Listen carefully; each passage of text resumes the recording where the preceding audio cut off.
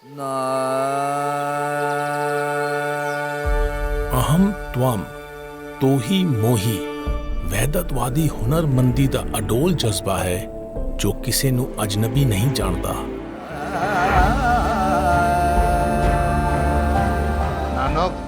ਇਸ ਨਾਲ ਗੁਰੂ ਨਾਨਕ ਅਤੇ ਹਜ਼ਰਤ ਮੁਹੰਮਦ ਸਾਹਿਬ ਦੇ ਨਾਮਾਂ ਦਾ ਵਜ਼ਨ ਬਰਾਬਰ ਹੋ ਜਾਂਦਾ ਹੈ। ਜੇ ਤੁਸੀਂ ਕਰਨਾ ਚਾਹੋ ਤਾਂ ਇਸ ਮੰਤਰ ਦੇ ਸੱਚ ਦੀ ਤਸਦੀਕ ਕਰ ਸਕਦੇ ਹੋ। ਗੁਰੂ ਜੈਦੇਵ ਅਤੇ ਗੁਰੂ ਨਾਨਕ ਦਾ ਫਲਸਫਾ ਇੱਕ ਹੈ। ਇਹ ਵਹਿਦਤ ਅਤੇ ਆਲਮੀ ਭਾਈਚਾਰੇ ਦਾ ਫਲਸਫਾ ਹੈ।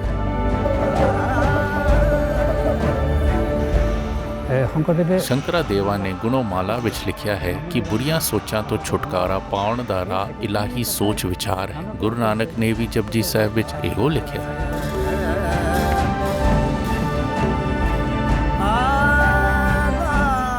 ਤਨਾਸਰੀ ਵਿੱਚ ਗੁਰੂ ਨਾਨਕ ਨਾਗਿਆਂ ਨਾਲ ਦੋਸਤੀ ਕਰਦੇ ਹਨ।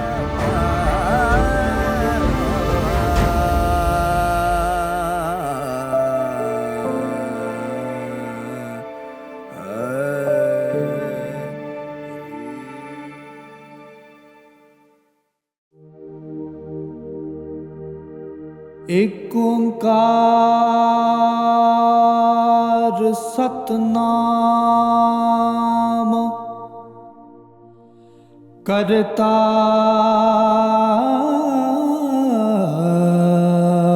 ਪੁਰਖ ਨਿਰਭਉ ਨਿਰਵੈਰ ਅਕਾਲ ਮੂਰਤ ਅਜੂਨੀ ਸੈਭੰ ਗੁਰ ਪ੍ਰਸਾਦ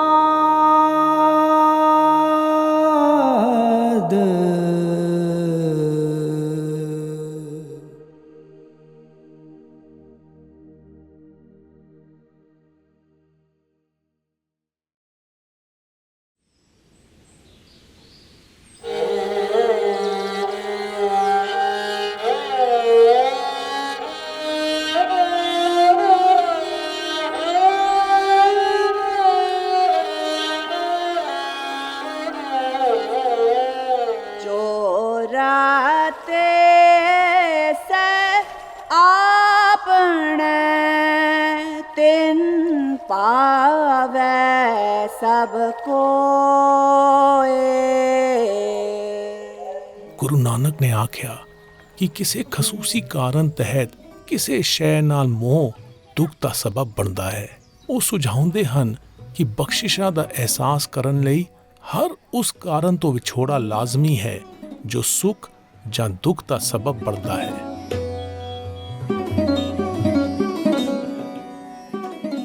ਗੁਰੂ ਨਾਨਕ ਅਤੇ ਭਾਈ ਮਰਦਾਨਾ ਨੇ ਗੁਹਾਟੀ ਤੋਂ ਬ੍ਰਹਮਪੁੱਤਰ ਨਦੀ ਦੇ ਨਾਲ-ਨਾਲ ਧਨਸਿਰੀ ਵਾਦੀ ਦੇ ਗੋਲਾ ਘਾਟ ਦਾ ਸਫ਼ਰ ਕੀਤਾ। ਇਸ ਤੋਂ ਬਾਅਦ ਉਹ ਜੈਂਤੀਆ ਪਹਾੜਾਂ ਵਿੱਚੋਂ ਲੰਘਦੇ ਹੋਏ ਸਿਲਟ ਅਤੇ ਕੋਲਕਾਤਾ ਗਏ। ਪਹਿਲਾਂ ਉਹਨਾਂ ਨੇ ਗੁਹਾਟੀ ਤੋਂ ਗੋਲਾ ਘਾਟ ਦਾ ਸਫ਼ਰ ਸ਼ੁਰੂ ਕੀਤਾ।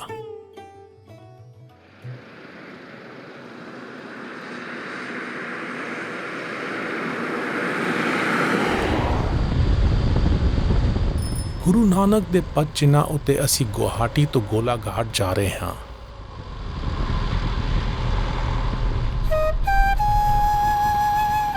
ਮੁਕਾਮੀ ਬਰਾਦਰੀ ਨਾਲ ਸੰਵਾਦ ਲਈ ਅਸੀਂ ਰਾਹ ਵਿੱਚ ਨਗਾਓ ਵਿਖੇ ਪੜਾਅ ਕੀਤਾ ਹੈ।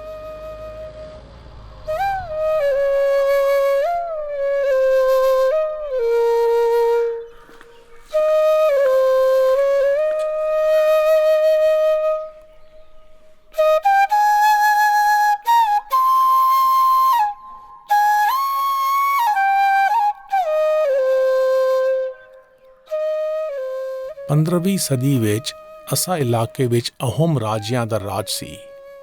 ਹੁਣ ਇਹ ਇਲਾਕਾ ਇੰਡੀਆ ਦੇ ਸੂਬੇ ਆਸਾਮ ਵਿੱਚ ਪੈਂਦਾ ਹੈ। ਅਹੋਮ ਸ਼ਕਤੀ ਦੇ ਉਪਾਸਕ ਸਨ।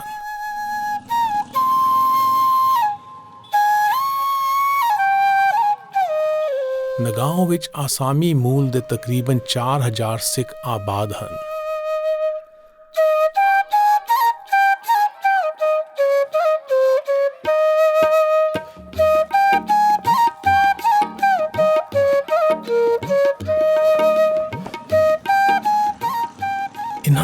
ਦਾਅਵਾ ਹੈ ਕਿ ਇਹ ਮਹਾਰਾਜਾ ਰਣਜੀਤ ਸਿੰਘ ਦੀ ਫੌਜ ਦੇ ਉਹਨਾਂ ਫੌਜੀਆਂ ਦੀ ਆਲ ਔਲਾਦ ਹਨ ਜੋ 19ਵੀਂ ਸਦੀ ਦੇ ਸ਼ੁਰੂਆਤ ਵਿੱਚ ਆਸਾਮ ਆਏ ਸਨ।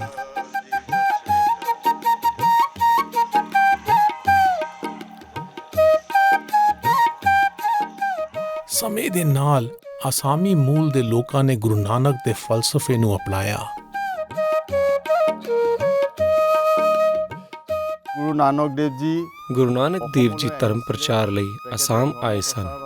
ਗੁਰੂ ਨਾਨਕ ਦੀਆਂ ਸਿੱਖਿਆਵਾਂ ਮੁਤਾਬਕ ਅਸੀਂ ਨੇਮ ਨਾਲ ਬਾਣੀ ਪੜ੍ਹਦੇ ਹਾਂ, ਇਮਾਨਦਾਰੀ ਵਾਲੀ ਜ਼ਿੰਦਗੀ ਬਸਰ ਕਰਦੇ ਹਾਂ, ਕਿਰਤ ਕਰਦੇ ਹਾਂ ਅਤੇ ਆਪਣੀ ਨੇਕ ਕਮਾਈ ਵਿੱਚੋਂ ਬੇਕਰਿਆਂ ਅਤੇ ਗਰੀਬ ਗੁਰਬੇ ਦੀ ਇਮਦਾਦ ਕਰਦੇ ਹਾਂ। আৰু আমি দুখীয়া নিচলাকো আমি তাৰ পৰা চলাইছোঁ। আমি যিখিনি বৰকোলাত বাস কৰিছোঁ, ਅਸੀਂ ਸਾਰੇ ਅਸਾਮੀ ਸਿੱਖ ਬਰਕੋਲਾ ਵਿੱਚ ਰਹਿੰਦੇ ਹਾਂ। ਅਸੀਂ ਅਸਾਮੀ ਤਹਿਜ਼ੀਬ ਵਿੱਚ ਰਚੇ ਮਿਚੇ ਹਾਂ, ਪਰ ਮਜ਼ਹਬ ਦੇ ਮਾਮਲੇ ਵਿੱਚ ਗੁਰੂ ਨਾਨਕ ਦੇ ਸੱਚੇ ਸਿੱਖ ਹਾਂ। এনেকৈ শিখ ধৰ্ম গুৰু নানকে যি ধৰ্ম প্ৰৱৰ্তন কৰি গৈছিলে,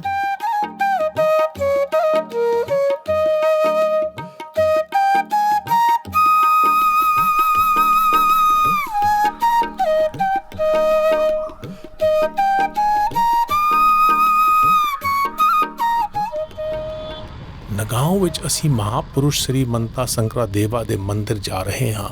ਇਹ ਮੰਦਿਰ ਉਹਨਾਂ ਦੇ ਜਨਮ ਅਸਥਾਨ ਬੋਰਦੋਆ ਵਿੱਚ ਹੈ।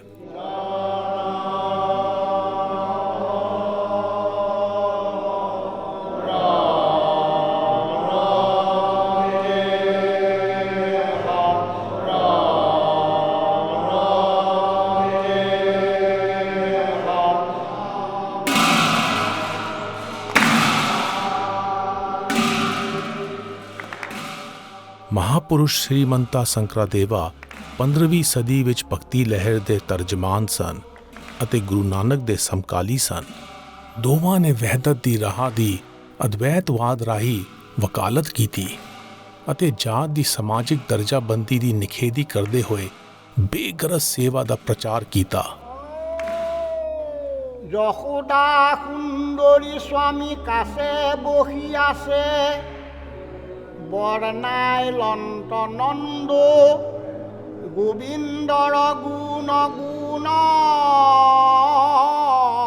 ਸਾਨੂੰ ਗੁਰੂ ਨਾਨਕ ਦੀ ਨਾਮਲੇਵਾ ਸੰਗਤ ਅਤੇ ਮਹਾਪੁਰਸ਼ ਸ੍ਰੀ ਮੰਤਾ ਸੰਕਰਾ ਦੇਵਾ ਦੇ ਪੈਰੋਕਾਰਾਂ ਵਿੱਚ ਕਈ ਅਮਲੀ ਸਮਾਨਤਾਵਾਂ ਨਜ਼ਰ ਆਈਆਂ। ਦੋਵੇਂ ਸ਼ਬਦ, ਕੀਰਤਨ ਅਤੇ ਲੰਗਰ ਉੱਤੇ ਜ਼ੋਰ ਦਿੰਦੇ ਹਨ।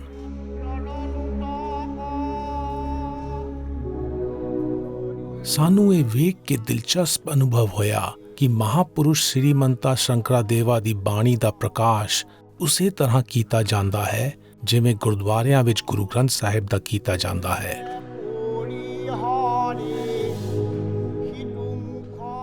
ਮੁਕਾਮੀ ਲੋਕਧਾਰਾ ਦਾ ਦਾਅਵਾ ਹੈ ਕਿ ਗੁਰੂ ਨਾਨਕ ਅਤੇ ਮਹਾਪੁਰਸ਼ ਸ੍ਰੀ ਮੰਤਾ ਸੰਕਰਾ ਦੇਵਾ ਦੀ ਮੁਲਾਕਾਤ ਇਸ ਇਲਾਕੇ ਵਿੱਚ ਹੋਈ ਸੀ। ਜਨਮ ਸਾਖੀਆਂ ਵਿੱਚ ਇਹਨਾਂ ਦੋਵਾਂ ਦੀ ਮੁਲਾਕਾਤ ਬਾਰੇ ਕੋਈ ਜ਼ਿਕਰ ਨਹੀਂ ਆਉਂਦਾ। ਗੁਰੂ ਨਾਨਕ ਏਕਤਾ ਦੇ ਹਾਮੀ ਸਨ ਅਤੇ ਅਮਨ ਦਾ ਸੁਨੇਹਾ ਦੇਣਾ ਚਾਹੁੰਦੇ ਸਨ। ਜਦੋਂ ਗੁਰੂ ਨਾਨਕ ਨੇ ਉੱਤਰ ਪੂਰਬੀ ਇੰਡੀਆ ਦੀ ਯਾਤਰਾ ਕੀਤੀ ਤਾਂ ਅਸਾਮ ਦੇ ਨਗਾਓਂ ਜ਼ਿਲ੍ਹੇ ਦੇ ਪਿੰਡ ਬਰਦੋਆ ਵਿੱਚ ਉਹਨਾਂ ਦੀ ਸੰਕਰਾ ਦੇਵਾ ਨਾਲ ਮੁਲਾਕਾਤ ਹੋਈ।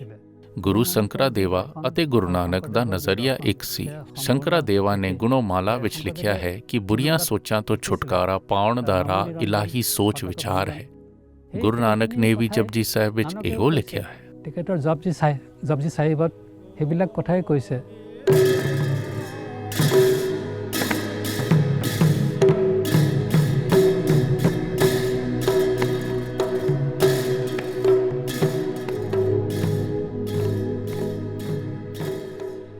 ਨਗਾਓਂ ਦੀ ਯਾਤਰਾ ਕਰਨ ਤੋਂ ਬਾਅਦ ਅਸੀਂ ਮੁੜ ਕੇ ਗੋਲਾ ਘਾਟ ਦਾ ਸਫ਼ਰ ਅੱਗੇ ਤੋਰ ਰਹੇ ਹਾਂ।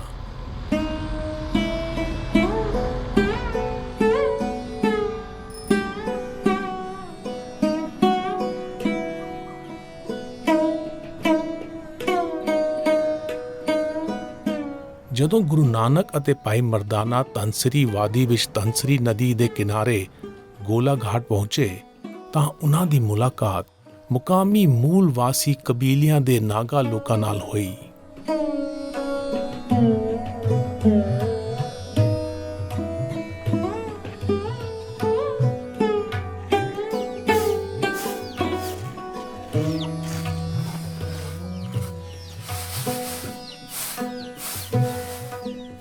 ਸਮਾਜਿਕ ਅਤੇ ਇਲਾਕਾਈ ਪੱਧਰ ਉੱਤੇ ਨਾਗਾ ਲੋਕ ਕਿਸੇ ਵੀ ਬਾਹਰੋਂ ਆਉਣ ਵਾਲੇ ਨੂੰ ਘੁਸਪੈਠੀਆ ਸਮਝਦੇ ਸਨ ਅਤੇ ਉਸ ਨੂੰ ਆਪਣੀ ਹਿਫਾਜ਼ਤ ਲਈ ਖਤਰਾ ਸਮਝਦੇ ਸਨ।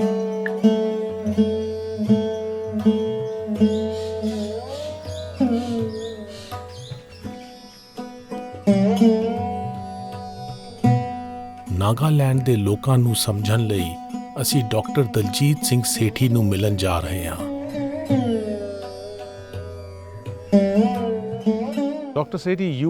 ਡਾਕਟਰ ਸੇਠੀ, ਤੁਸੀਂ ਨਾਗਾਲੈਂਡ ਦੇ ਜੰਮਪਲ ਹੋ ਅਤੇ ਆਪਣੀ ਜ਼ਿਆਦਾਤਰ ਜਵਾਨੀ ਇੱਥੇ ਗੁਜ਼ਾਰੀ ਹੈ।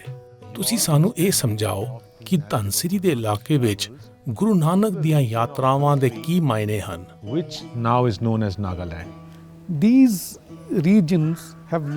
ਇਹ ਇਲਾਕੇ ਬਾਹਰਲੇ ਲੋਕਾਂ ਦੀ ਪਹੁੰਚ ਤੋਂ ਆਮ ਤੌਰ ਉੱਤੇ ਬਾਹਰ ਰਹੇ ਹਨ।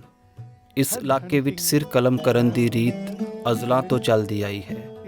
ਸਰਕਾਰੀ ਕਾਗਜ਼ਾਂ ਵਿੱਚ ਆਖਰੀ ਵਾਰ 1963 ਵਿੱਚ ਸਿਰ ਕਲਮ ਕਰਨ ਦੀ ਵਾਰਦਾਤ ਦਰਜ ਹੋਈ ਸੀ। ਸਿਰ ਕਲਮ ਕਰਨ ਵਾਲਾ ਆਖਰੀ ਕਬੀਲਾ ਕੋਨੀਅਕ ਹੈ, ਜਿਨ੍ਹਾਂ ਦੇ ਮੂੰਹ ਉੱਤੇ ਹੁਣ ਵੀ ਨਿਸ਼ਾਨ ਖੁਣੇ ਹੁੰਦੇ ਹਨ।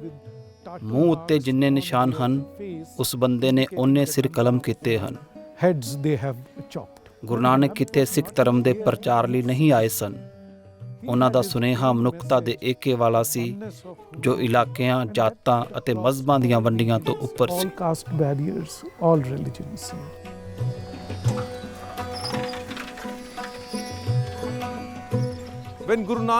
ਜਦੋਂ ਗੁਰੂ ਨਾਨਕ ਅਤੇ ਭਾਈ ਮਰਦਾਨਾ ਵਾਦੀ ਵਿੱਚੋਂ ਲੰਘੇ ਤਾਂ ਉਹਨਾਂ ਨੂੰ ਮੁਕਾਮੀ ਲੋਕਾਂ ਦੀ ਨਾਖੁਸ਼ੀ ਦਾ ਸਾਹਮਣਾ ਕਰਨਾ ਪਿਆ। ਗੁਰੂ ਨਾਨਕ ਨੇ ਰੂਹਾਨੀ ਸੰਵਾਦ ਰਾਹੀਂ ਨਾਗਾ ਲੋਕਾਂ ਨਾਲ ਟਕਰਾਅ ਟਾਲ ਦਿੱਤਾ। ਉਹਨਾਂ ਨੇ ਮੁਕਾਮੀ ਲੋਕਾਂ ਨੂੰ ਯਕੀਨ ਦਿਵਾਇਆ ਕਿ ਉਹਨਾਂ ਦਾ ਮਕਸਦ ਸਿਰਫ ਉਹਨਾਂ ਨਾਲ ਗੋਸ਼ਟ ਕਰਨਾ ਹੈ।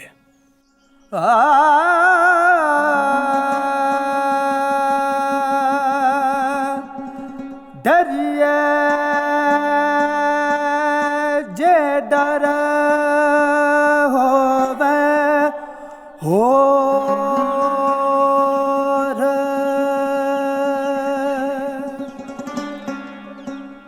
ਡਰ ਡਰ ਡਰਨਾ ਮਨ ਕਾ ਸੋਰ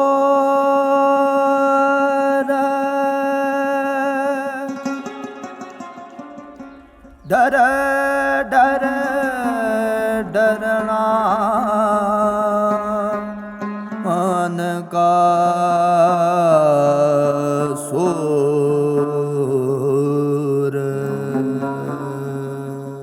ਮਨੁੱਖ ਨੂੰ ਸਿਰਫ ਏਕੇ ਜਾਂ ਵਹਿਦਤ ਵਿੱਚ ਇਤਮਾਦ ਅਤੇ ਵਿਸਾਹ ਦੇ ਗੁਆਚ ਜਾਣ ਦਾ ਪਹਿ ਹੋਣਾ ਚਾਹੀਦਾ ਹੈ।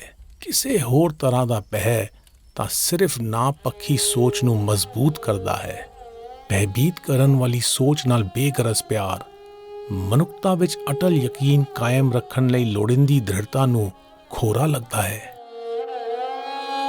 ਸਾਚ ਸਰੰਦਾ ਸਾਚਾ ਜਾਣੀਏ ਸਚੜਾ ਪਰਵਦਗਾਰੋ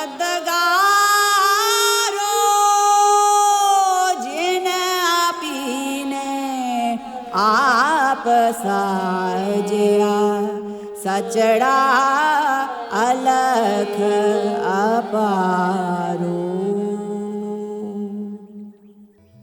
ਗੁਰੂ ਨਾਨਕ ਅਤੇ ਭਾਈ ਮਰਦਾਨਾ ਨੇ ਗੋਲਾ ਘਾਟ ਤੋਂ ਜੈਂਤੀਆ ਪਹਾੜਾਂ ਰਾਹੀਂ ਜੋਵਾਈ ਦਾ ਇਲਾਕਾ ਪਾਰ ਕੀਤਾ ਅਤੇ ਬੰਗਲਾਦੇਸ਼ ਦੇ ਮੈਦਾਨੀ ਇਲਾਕੇ ਸਿਲਹਟ ਵਿੱਚ ਪਹੁੰਚੇ। ਅਸੀਂ ਗੁਰੂ ਨਾਨਕ ਦੇ ਪਦ ਚਿੰਨ੍ਹਾਂ ਉੱਤੇ ਜੈਂਤੀਆ ਪਹਾੜਾਂ ਰਾਹੀਂ ਸਫ਼ਰ ਕਰ ਰਹੇ ਹਾਂ, ਜੋ ਨੀਵੀਆਂ ਪਹਾੜੀਆਂ ਵਾਲਾ ਇਲਾਕਾ ਹੈ।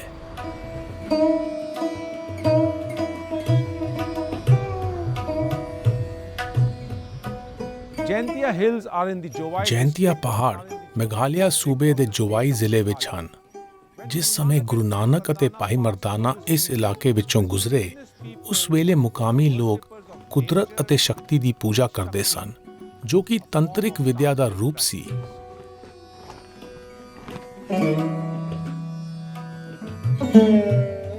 ਜੈਂਤੀਆ ਪਹਾੜਾਂ ਵਿੱਚ ਇਤਿਹਾਸਕ ਦੌਰ ਦੀਆਂ ਪੱਥਰ ਵਾਲੀਆਂ ਨਿਸ਼ਾਨੀਆਂ ਮਿਲਦੀਆਂ ਹਨ, ਜੋ ਦਰਸਾਉਂਦੀਆਂ ਹਨ ਕਿ ਮੂਲ ਨਿਵਾਸੀ ਕੁਦਰਤ ਦੇ ਉਪਾਸਕ ਸਨ।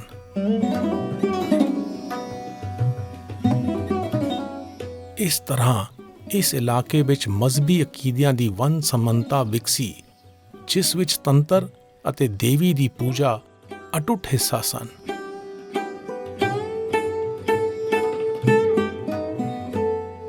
ਹਾਲੀਆ ਦੌਰ ਵਿੱਚ ਮੂਲ ਵਾਸੀ ਕਬਾਇਲੀਆਂ ਨੇ ਈਸਾਈ ਮਤ ਅਪਣਾਇਆ ਹੈ।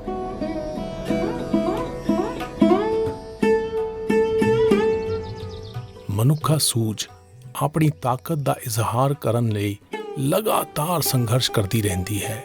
ਬਿਰਾਦਰੀ ਸੋਚ ਅਜਿਹਾ ਜ਼ਹਿਨੀ ਰੁਝਾਨ ਹੈ ਜਿਸ ਤਹਿਤ ਇੱਕੋ ਜਿਹੀ ਸੋਚ ਰੱਖਣ ਵਾਲੇ ਲੋਕ ਆਪਣੇ ਦੁਆਲੇ ਮੂਰਤ ਅਤੇ ਅਮੂਰਤ ਕੰਧਾ ਉਸਾਰ ਲੈਂਦੇ ਹਨ। ਅਜਿਹੀ ਤੰਗ ਨਜ਼ਰੀ ਨਾਲ ਆਲਮੀ ਸੋਚ ਦੀ ਉਸਾਰੀ ਦੇ ਰਾਹ ਵਿੱਚ ਅੜਿੱਕੇ ਪੈਂਦੇ ਹਨ।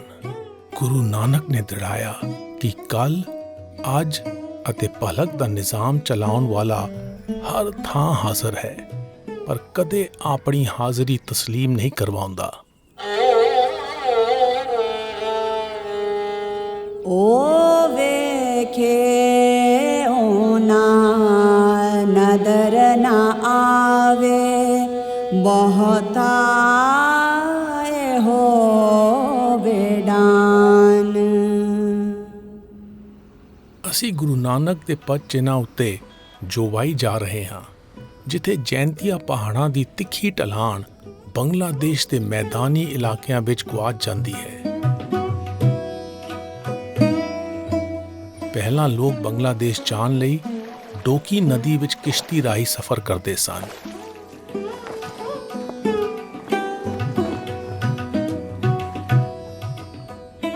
ਜੋਵਾਈ ਪਹਾੜਾਂ ਤੋਂ ਉਤਰ ਕੇ ਗੁਰੂ ਨਾਨਕ ਅਤੇ ਭਾਈ ਮਰਦਾਨਾ ਨੇ ਸਿਲਹਟ ਜਾਣ ਲਈ ਕਿਸ਼ਤੀ ਦੀ ਸਵਾਰੀ ਕੀਤੀ।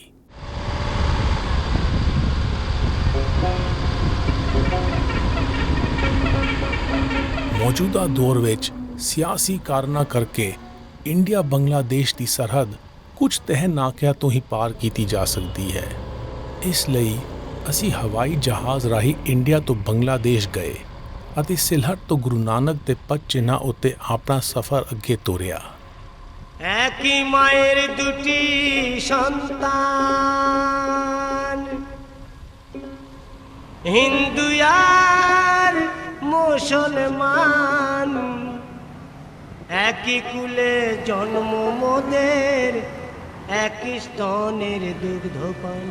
ਸਿਲਹਟ ਸ਼ਹਿਰ ਬ੍ਰਹਮਪੁੱਤਰ ਵਾਦੀ ਦੇ ਦੱਖਣ ਵਿੱਚ ਸੁਰਮਾ ਨਦੀ ਦੇ ਲਾਗੇ ਵਸਿਆ ਹੈ।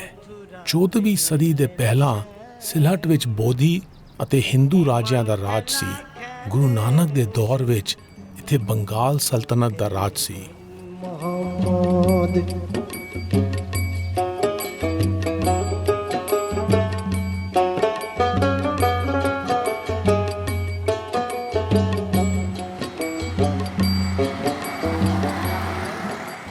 ਬੰਗਲਾਦੇਸ਼ ਵਿੱਚ ਸਿਲਹਟ ਨੂੰ ਸਭ ਤੋਂ ਅਹਿਮ ਰੂਹਾਨੀ, ਤਹਿਜ਼ੀਬੀ ਅਤੇ ਤਿਜਾਰਤੀ ਸ਼ਹਿਰਾਂ ਵਿੱਚ ਸ਼ਾਮਿਲ ਕੀਤਾ ਜਾਂਦਾ ਹੈ।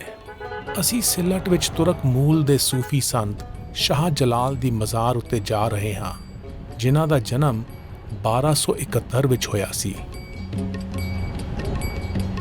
মুসলমানের কুরআন কিতাব, হিন্দুদের হয় বেদ পুরাণ। মুসলমানের কুরআন কিতাব, হিন্দুদের হয় বেদ পুরাণ। মুসলিম ডাকে আল্লাহ বলে, হিন্দু ডাকে ভগবান। ਸ਼ਾਹ ਜਲਾਲ ਬੰਗਾਲ ਦੇ ਸਭ ਤੋਂ ਸਤਿਕਾਰਯੋਗ ਸੂਫੀ ਸੰਤਾਂ ਵਿੱਚੋਂ ਹਨ, ਜੋ ਸਿਲਹਟ ਵਿੱਚ 1346 ਵਿੱਚ ਫਾਨੀ ਸੰਸਾਰ ਤੋਂ ਰੁਖਸਤ ਹੋਏ ਸਨ।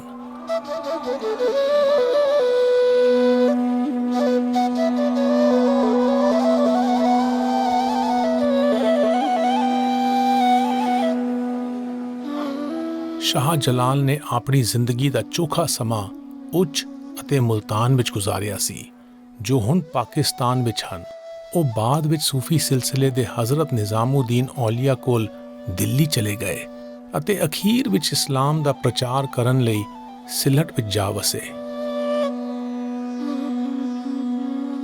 This is the shrine in Sylhet Sylhet ਵਿੱਚ ਇਹ ਉਹ ਅਸਥਾਨ ਹੈ ਜਿੱਥੇ ਮਹਿਬੂਬ ਸੂਫੀ ਸੰਤ ਸ਼ਾਹ ਜਲਾਲ ਦਫਨ ਹਨ। ਸਿਲਹਟ ਵਿੱਚ ਗੁਰੂ ਨਾਨਕ ਇਸ ਮਜ਼ਾਰ ਉੱਤੇ ਆਏ ਸਨ ਅਤੇ ਉਹਨਾਂ ਨੇ ਮਜ਼ਾਰ ਦੇ ਸਮਕਾਲੀ ਮੁਤਬਾਲੀ ਨਾਲ ਗੋਸ਼ਟ ਕੀਤਾ ਸੀ।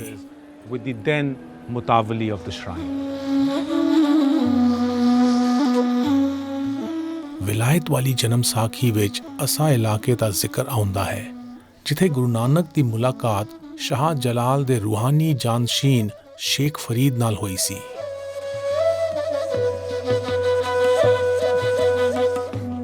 ਸਾਡੀ ਮੁਲਾਕਾਤ ਸ਼ਾਹ ਮੁਨ ਮੁਹੰਮਦ ਖਾਨ ਨਾਲ ਹੋਈ ਜੋ ਇਸ ਵੇਲੇ ਸ਼ਾਹ ਜਲਾਲ ਦੀ ਮਜ਼ਾਰ ਦੇ ਸੇਵਾਦਾਰ ਹਨ। ਜਨਾਬ, ਬਾਬਾ ਨਾਨਕ ਬਾਰੇ ਤੁਹਾਡੇ ਸਿਲਸਿਲੇ ਵਿੱਚ ਕੀ ਲਿਖਿਆ ਹੈ? ਗੁਰੂ ਨਾਨਕ ਅਰਬੀ ਵਿੱਚ ਅਸੀਂ ਸਾਰੇ ਹਿੰਸਿਆਂ ਨੂੰ ਵਜ਼ਨ ਦਿੰਦੇ ਹਾਂ। ਅਲਫ, ਬੇ, ਤੇ, ਸੇ ਸਭ ਦਾ ਵਜ਼ਨ ਹੈ।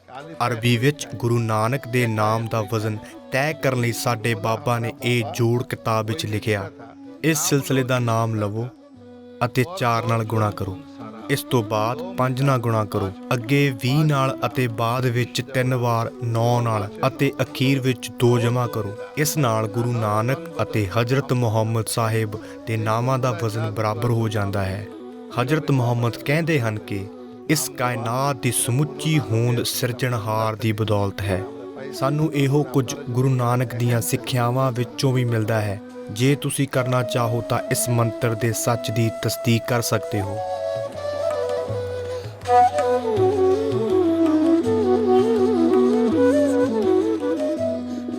ਗੁਰ ਤੀਰਥ ਸੰਗ੍ਰਹਿ ਵਿੱਚ ਤਾਰਾ ਸਿੰਘ ਨਰੋਤਮ ਨੇ ਜ਼ਿਕਰ ਕੀਤਾ ਹੈ ਕਿ ਗੁਰੂ ਨਾਨਕ ਦੇ ਸਿਲਹਟ ਆਉਣ ਦੀ ਯਾਦ ਵਿੱਚ ਇੱਕ ਗੁਰਦੁਆਰਾ ਬਣਾਇਆ ਗਿਆ ਸੀ। ਹੁਣ ਇਸ ਗੁਰਦੁਆਰੇ ਦੀ ਕੋਈ ਨਿਸ਼ਾਨੀ ਬਾਕੀ ਨਹੀਂ ਹੈ।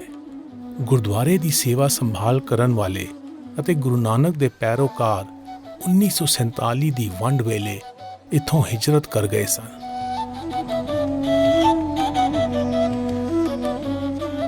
ਬੰਗਲਾਦੇਸ਼ ਦੇ ਸਿਲਹਟ ਤੋਂ ਗੁਰੂ ਨਾਨਕ ਅਤੇ ਭਾਈ ਮਰਦਾਨਾ ਨੇ ਕਿਸ਼ਤੀ ਅਤੇ ਮੈਦਾਨੀ ਇਲਾਕੇ ਰਾਹੀਂ ਇੰਡੀਆ ਦੇ ਕੋਲਕਾਤਾ ਦਾ ਸਫ਼ਰ ਕੀਤਾ, ਜਿਸ ਨੂੰ ਕਲਕੱਤਾ ਵੀ ਕਹਿੰਦੇ ਹਨ। ਮੌਜੂਦਾ ਦੌਰ ਵਿੱਚ ਸਿਆਸੀ ਕਾਰਨਾਂ ਕਰਕੇ ਇੰਡੀਆ ਬੰਗਲਾਦੇਸ਼ ਦੀ ਸਰਹੱਦ ਕੁਝ ਤਹਿ ਨਾਕਿਆਂ ਤੋਂ ਹੀ ਪਾਰ ਕੀਤੀ ਜਾ ਸਕਦੀ ਹੈ। ਇਸ ਲਈ ਅਸੀਂ ਹਵਾਈ ਜਹਾਜ਼ ਰਾਹੀਂ ਬੰਗਲਾਦੇਸ਼ ਤੋਂ ਇੰਡੀਆ ਗਏ ਅਤੇ ਕੋਲਕਾਤਾ ਤੋਂ ਗੁਰੂ ਨਾਨਕ ਦੇ ਪਦ ਚਿੰਨ੍ਹਾਂ ਉੱਤੇ ਆਪਣਾ ਸਫ਼ਰ ਅੱਗੇ ਤੋਰਿਆ।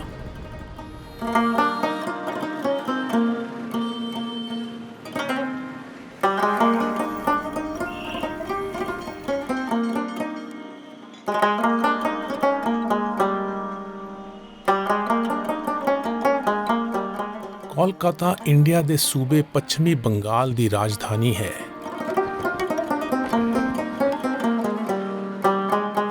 ਇਸ ਸ਼ਹਿਰ ਦਾ ਨਾਮ ਕਾਲੀ ਦੇਵੀ ਤੋਂ ਪਿਆ ਹੈ। ਹੁਗਲੀ ਨਦੀ ਦੇ ਕਿਨਾਰੇ ਵਸਿਆ ਕੋਲਕਾਤਾ ਗੁਰੂ ਨਾਨਕ ਦੇ ਦੌਰ ਵਿੱਚ ਕਾਲੀ ਘਾਟ ਨਾਮ ਦਾ ਛੋਟਾ ਜਿਹਾ ਪਿੰਡ ਹੁੰਦਾ ਸੀ ਅਤੇ ਇਸ ਦਾ ਨਾਮ ਕੁਝ ਸਮਾਂ ਪਹਿਲਾਂ ਤੱਕ ਕਲਕੱਤਾ ਸੀ।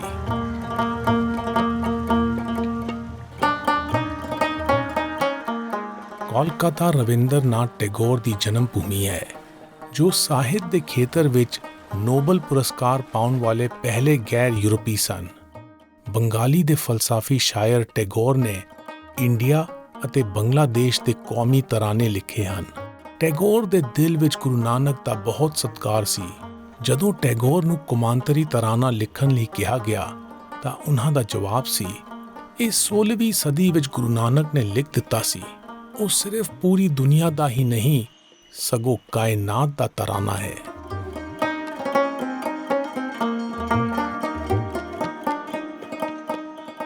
ਗੁਰੂ ਨਾਨਕ ਨੇ ਹਾਜ਼ਰਾ ਹਜ਼ੂਰ ਦੀ ਉਸਤਤ ਵਿੱਚ ਆਰਤੀ ਲਿਖੀ, ਜਿਸ ਦਾ ਰਵਿੰਦਰਨਾਥ ਟੈਗੋਰ ਨੇ ਬੰਗਾਲੀ ਵਿੱਚ ਤਰਜਮਾ ਕੀਤਾ।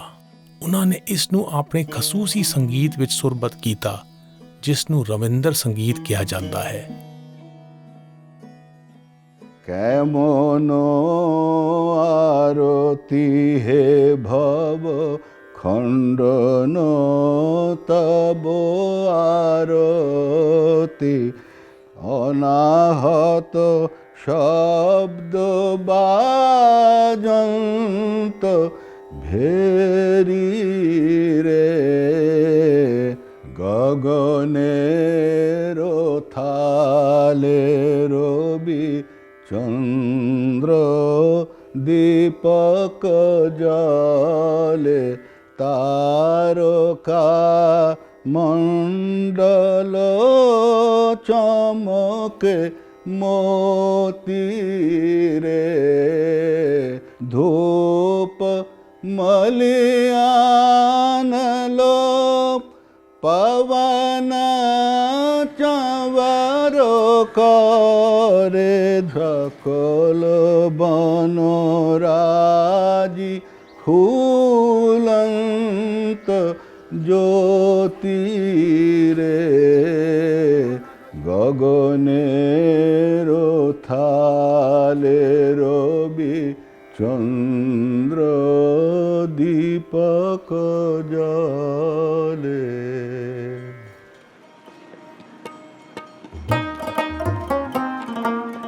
ਅਸੀਂ ਹੁਣ ਬੜਾ ਬਾਜ਼ਾਰ ਵਿੱਚ ਗੁਰਦੁਆਰਾ ਬੜਾ ਸਿੱਖ ਸੰਗਤ ਜਾ ਰਹੇ ਹਾਂ। ਜਿਉਂ ਜਾਣੋ ਤਿਉਂ ਰਾਹ ਹਰ ਪ੍ਰਭ ਤੇਰੇ ਆ।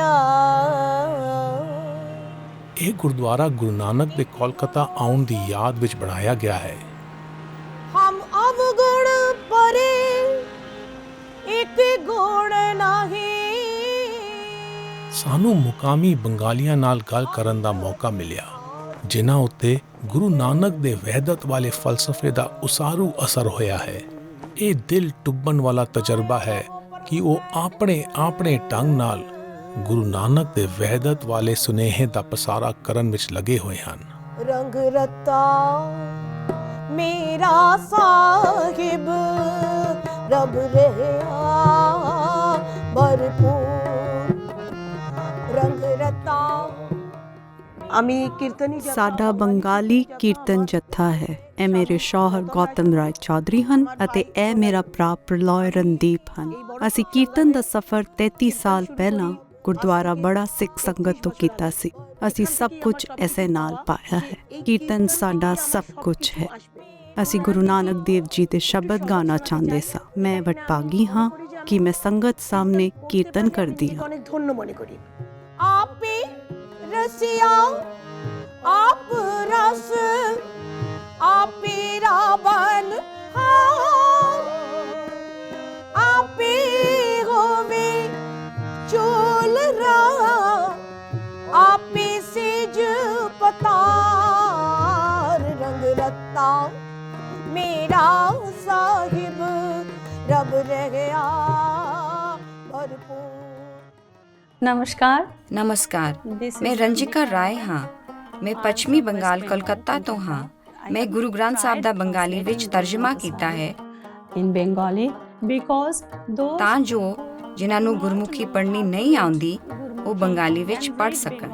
ਇਹ ਲਿਪਿਆਂਤਰ ਹੈ ਅਤੇ ਇਹ ਤਰਜਮਾ। and the translation is অসংখ্য ভাবে জপিছে তোমায় কত অসংখ্য জনে, কত অসংখ্য পূজা তপ, কত ভক্ত সাধনে, সংখ্যা নাহি কত গ্রন্থ বেদ পাঠ করে। ਮੈਂ ਸੋਚਦੀ ਹਾਂ ਕਿ ਇਹ ਮਹਾਨ ਸੁਨੇਹਾ ਸੀਮਤ ਘੇਰੇ ਵਿੱਚ ਨਹੀਂ ਰਹਿਣਾ ਚਾਹੀਦਾ। ਇਹਨਾਂ ਨੂੰ ਸੰਸਾਰ ਦੇ ਹਰ ਕੋਨੇ ਵਿੱਚ ਫੈਲਾਉਣਾ ਚਾਹੀਦਾ ਹੈ।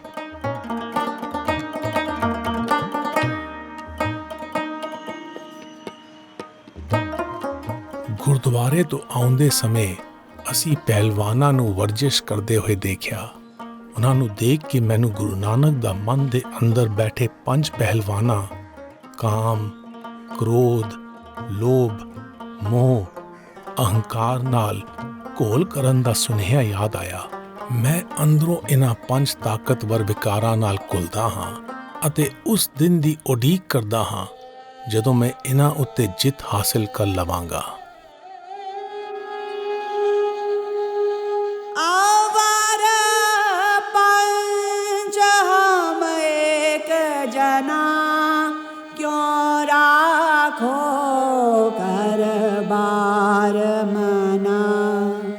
मारे लूटे नीत नीत किस आगे करी पो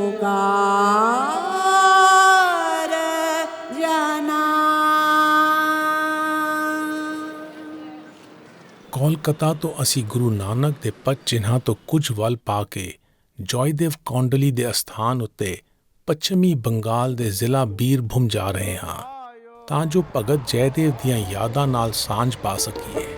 ਜਯੋ ਜਯੋ পদ্মাবতী বীরভূমে কেন্দুলি গ্রামে বীরভূমে কেন্দুলি গ্রামে অজয়ের কুলে বসতি জয় জয় জয় দেব।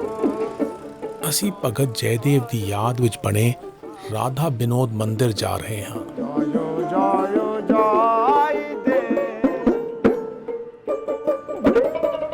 ਇਸ ਮੰਦਰ ਵਿੱਚ ਬਾਉਲ ਅਤੇ ਫਕੀਰ ਆਉਂਦੇ ਹਨ ਅਤੇ ਭਗਤ ਜੈਦੇਵ ਦੇ ਰਹੱਸਵਾਦੀ ਗੀਤਾਂ ਦਾ ਗਾਇਨ ਕਰਦੇ ਹਨ।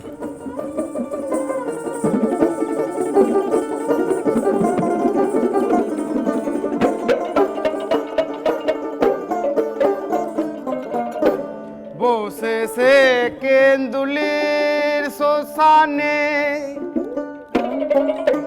লিখলেন গ্রন্থ গীত গোবিন্দ নামে দেহি পদ লিখি কেমনে। ਜੈ ਗੁਰੂ। ਜੈ ਗੁਰੂ। ਮੈਂ ਸਾਧੂ ਚਰਨਦਾਸ ਹਾਂ ਅਤੇ ਇਹ ਕੰਗਾਲ ਚਰਨਦਾਸ ਹੈ। ਸਾਡੀ ਜ਼ਿੰਦਗੀ ਦਾ ਮਕਸਦ ਗਾਉਣਾ ਹੈ। ਸਾਡੇ ਪਿਤਾ ਜੀ ਨੇ ਸਾਡੇ ਨਾਮ ਸਾਧੂ ਅਤੇ ਕੰਗਾਲ ਰੱਖੇ ਸਨ। ਜੇ ਕੋਈ ਕੰਗਾਲ ਹੈ ਤਾਂ ਉਹ ਸਾਧੂ ਬਣ ਸਕਦਾ ਹੈ, ਜੇ ਕੋਈ ਸਾਧੂ ਹੈ ਤਾਂ ਉਹ ਕੰਗਾਲ ਹੀ ਰਹਿੰਦਾ ਹੈ। ਆਰਜ਼ੂਮੰਦੀ ਤੋਂ ਬਿਨਾਂ ਗੁਰੂ ਨਹੀਂ ਮਿਲਦਾ। ਜੈਦੇਵ ਨੇ ਗੀਤ ਗੋਬਿੰਦ ਲਿਖਿਆ। ਗੁਰੂ ਜੈਦੇਵ ਅਤੇ ਗੁਰੂ ਨਾਨਕ ਦਾ ਫਲਸਫਾ ਇੱਕ ਹੈ। গুরু নানকজির যে বিচারধারা অনেকটা একই রকম মিল, যার জন্যই ਇਹ ਵੈਦਤ ਅਤੇ ਆਲਮੀ ਭਾਈਚਾਰੇ ਦਾ ਫਲਸਫਾ ਹੈ।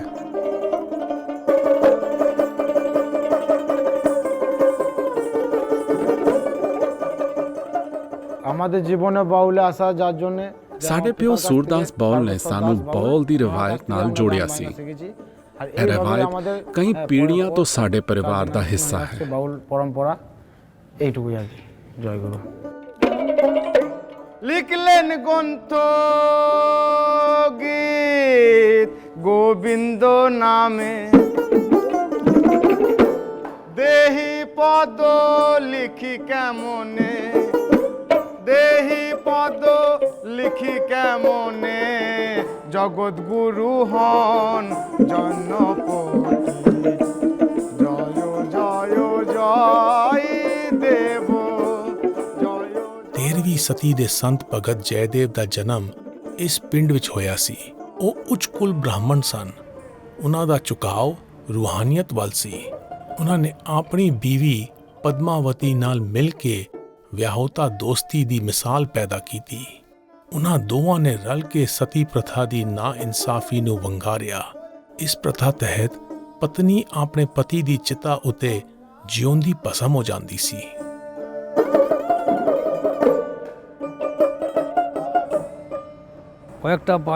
ਗੁਰੂ ਨਾਨਕ ਨੇ ਭਗਤ ਜੈਦੇਵ ਦੀ ਬਾਣੀ ਵੀ ਇਕੱਠੀ ਕੀਤੀ। ਸਿੱਖ ਧਰਮ ਨੂੰ ਮੰਨਣ ਵਾਲੇ ਭਗਤ ਜੈਦੇਵ ਨੂੰ ਵੀ ਮੰਨਦੇ ਹਨ। ਇਹ ਭਗਤ ਜੈਦੇਵ ਦਾ ਜਨਮ ਸਥਾਨ ਹੈ।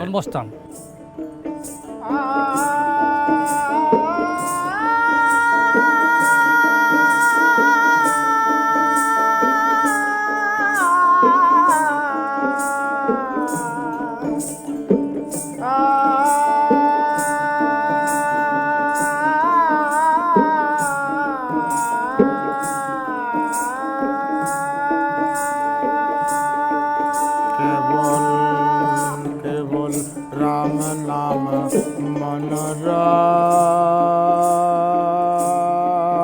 बद अमृत तत्माया। ਭਗਤ ਜੈਦੇਵ ਆਪਣੀ ਗੀਤਮਈ ਕਵਿਤਾ ਗੀਤ ਗੋਬਿੰਦਾ ਲਈ ਮਸ਼ਹੂਰ ਹੋਏ, ਜਿਸ ਵਿੱਚ ਉਹਨਾਂ ਨੇ ਕ੍ਰਿਸ਼ਨ ਦੇ ਪਿਆਰ, ਵਫਾ, ਸਮਰਪਣ ਅਤੇ ਬਾਅਦ ਵਿੱਚ ਆਪਣੀ ਪਿਆਰੀ ਰਾਧਾ ਕੋਲ ਵਾਪਸ ਪਰਤਣ ਦੀ ਕਥਾ ਕੀਤੀ ਹੈ। ਰਮਜ਼ ਵਜੋਂ ਇਹ ਮਨੁੱਖੀ ਰੂਹ ਦੀ ਨੁਮਾਇੰਦਗੀ ਕਰਦੀ ਹੈ ਜੋ ਸਿਰਜਣਹਾਰ ਦੀ ਸੱਚੇ ਤਾਬੇਦਾਰੀ ਤੋਂ ਗੁੰਮਰਾਹ ਹੋ ਜਾਂਦੀ ਹੈ, ਪਰ ਆਖਰ ਨੂੰ ਪਰਤ ਆਉਂਦੀ ਹੈ ਅਤੇ ਉਸੇ ਵਿੱਚ ਰਮ ਜਾਂਦੀ ਹੈ। ਗੁਰੂ ਨਾਨਕ ਅਤੇ ਭਗਤ ਜੈਦੇਵ ਦਾ ਕਦੇ ਮੇਲ ਨਹੀਂ ਹੋਇਆ, ਪਰ ਉਹਨਾਂ ਦਾ ਵਹਿਦਤ ਦਾ ਫਲਸਫਾ ਅਤੇ ਔਰਤਾਂ ਦੇ ਅਖਤਿਆਰ ਬਾਰੇ ਸੋਚ ਸਾਂਝੀ ਹੈ। ਭਗਤ ਜੈਦੇਵ ਦੀ ਬਾਣੀ ਨੂੰ ਗੁਰੂ ਗ੍ਰੰਥ ਸਾਹਿਬ ਵਿੱਚ ਸ਼ਾਮਿਲ ਕੀਤਾ ਗਿਆ ਹੈ। अरद को अरदया शरद को शरदया सलल को सलल समान आया बदत जयदेव जयदेव को रमया रम निर्वाण लिवलीन पाया। ਭਗਤ ਜੈਦੇਵ ਸਾਨੂੰ ਉਸ ਵਾਹਿਦ ਨਾਲ ਇਤਫਾਕ ਕਰਨ ਦੀ ਪ੍ਰੇਰਨਾ ਦਿੰਦੇ ਹਨ ਜਿਸ ਦਾ ਵਾਸਾ ਅੰਦਰ ਵੀ ਹੈ ਅਤੇ ਬਾਹਰ ਵੀ। ਬੰਗਾਲ ਦੇ ਇਸ ਇਲਾਕੇ ਦੀ ਪਾਲ ਬਰਾਦਰੀ ਦੇਵੀ ਦੇਵਤਿਆਂ ਦੀਆਂ ਮਿੱਟੀ ਦੀਆਂ ਮੂਰਤੀਆਂ ਬਣਾਉਣ ਲਈ ਜਾਣੀ ਜਾਂਦੀ ਹੈ।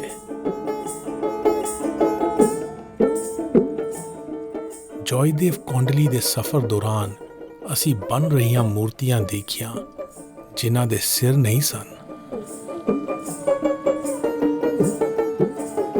ਮੈਂ ਸੋਚਦਾ ਹਾਂ ਕਿ ਕੀ ਇਹ ਬਿਨਾਂ ਸਿਰ ਵਾਲੀਆਂ ਮੂਰਤੀਆਂ ਗੁਰੂ ਨਾਨਕ ਦੇ ਉਸ ਡੂੰਘੇ ਸੁਨੇਹੇ ਨੂੰ ਮੂਰਤ ਕਰਦੀਆਂ ਹਨ ਕਿ ਇਲਾਹੀ ਨੂਰ ਦਾ ਬੀਜ ਲਗਾਉਣ ਲਈ ਹਉਮੈ ਦਾ ਸਿਰ ਕਲਮ ਕਰਨਾ ਲਾਜ਼ਮੀ ਹੈ। ਮਸਤਕ ਕਾਟ ਧਰੇ ਤਿਸ ਆਗੇ ਤਨ ਮਨ ਆਗੇ ਦਿਓ ਨਾਨਕ ਸੰਤ ਮਿਲੇ ਸਚ ਪਾਏ ਸਹਿਜ ਪਾਏ ਜਸ ਲਿਓ।